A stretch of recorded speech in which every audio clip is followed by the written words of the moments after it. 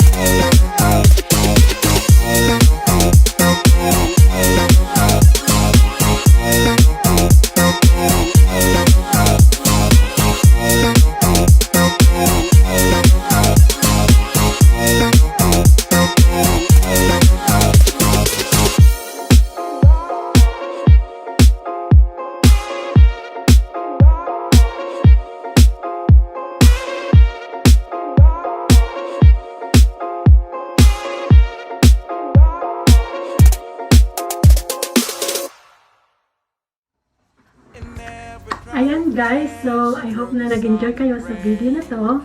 And I hope na meron din kayo natutunan. So, ang ginamit ko lang dito guys ay hindi po siya mamahaling eyeshadow ang ginamit ko. Mura lang po siya na eyeshadow palette dito sa Israel.